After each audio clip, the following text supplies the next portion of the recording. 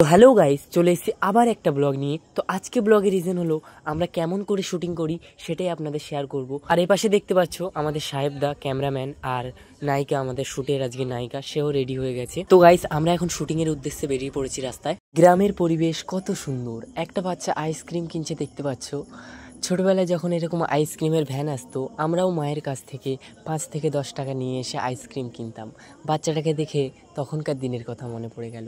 যেমন কি দেখতে পাচ্ছ, আমাদের শুটিংয়ের নায়িকা সবার পেছনে হাঁটছে। তাই বেশি না ভেবে আমাদের বাউলাতলার রাস্তা থেকেই আমরা শুটিংয়ের প্লেসে যাচ্ছি। তো গাইস, এই পাশে দেখতে পাচ্ছ আমাদের গ্রামের স্বাস্থ্যকেন্দ্র। এর আগেও হয়তো একটা ব্লগে আমি স্বাস্থ্যকেন্দ্রটাকে দেখিয়েছিলাম, তখন হয়তো এটা হলুদ কালারের ছিল, বাট এখন পুরো লুকটাই চেঞ্জ করে দিয়েছে। সবাই হাঁটছি, আর এ পাশে দেখতে পাচ্ছ একটা দাদু মাছ ধরছে কেমন ভাবে। আর তাছাড়াও আমাদের এই সাইডে মাছ চাষটাই বেশি হয়। ওই দূরে নদীর বাঁধ দেখতে পাচ্ছ গাইস, ওখানেই যাবো আমরা শুটিংয়ে। গাইস, আমরা নদীর ধারে চলে এসেছি, আর কাছ থেকে নদীর বাঁধ এরকম দেখতে লাগে, উঁচু উঁচু। আর এপাশে দেখতে পাচ্ছ নদীর জল মাছ চাষের জন্য নিচ্ছে। আর বাবা কি একটা দেখতে পেলো ওই পাশে, তাই বেশি দেরি না করে গিয়ে দেখলাম একটা মাছ। তাছাড়াও অনেকদিন পর নদীর ধারে এলাম, তাই হয়তো নদী মাতা এটা আমাকে উপহার করলো খাওয়ার জন্য। তাই নদী মাথার কথা না ফেলতে পেরে আমি মাছটাকে নিয়ে হাঁটতে লাগলাম নদী পথ ধরে। নদী পথ এতটাই খারাপ যে আমি ঠিক করে হাঁটতে পারলাম না, নিচে পড়ে গেলাম।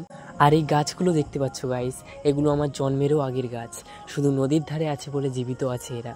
আর এই সাইডে দেখতে পাচ্ছ চারিদিকে জল আর জল, কারণ আমাদের এই সাইডে বেশিরভাগ ঘেরি চাষ মানে মাছ চাষ করে। আর এইখানে দেখতে পাচ্ছ একটা ঘূর্ণিপাক মানে টুইস্টার মতো তৈরি হয়েছে, যার প্রতিফলে ওর নিচে পাইপ থেকে, পাইপের মুখ থেকে জল বেরোচ্ছে, যার কারণে আমাদের ঘেরিতে ঘেরিতে জল পৌঁছাচ্ছে আর মাছ চাষ হচ্ছে। আবার হাঁটতে লাগলাম, কারণ আমাদের শুটিং স্পট এখন অনেকটাই দূরে। আর এই পাশে একটা নৌকা দেখতে পেলাম, যেটা যাচ্ছে এক জায়গা থেকে আর এক জায়গা। গাছের ফাঁক থেকে দেখতে পেলাম এত অপরূপ সুন্দর একটা দৃশ্য। তারপরে আবার হাঁটতে লাগলাম, হাঁটতে হাঁটতে দেখলাম একটা সুন্দর ফুলের গাছ, তার নিচে আমি দাঁড়িয়ে আছি। তো ফাইনালি আমরা আমাদের শুটিং স্পটে পৌঁছে গেছি গাইস। এই ঘরটাতে আমাদের শুটিং হবে, সবাই প্রস্তুত হচ্ছে। আর এই সাইডে দেখতে পাচ্ছ একটা নদী, যেটা আমাদের গ্রামের বিদ্যাধরী নদী। আমাদের গ্রামের চারিদিক থেকে গেছে যেই নদী, এর নাম বিদ্যাধরী নদী। ক্যামেরাম্যান, অভিনেতা, অভিনেত্রী সবাই রেডি হয়ে গেছে, এবার শুটিং শুরু হবে। তো ফাইনালি আমাদের শুটিং শুরু হয়ে গেছে, দেখতে পাচ্ছ।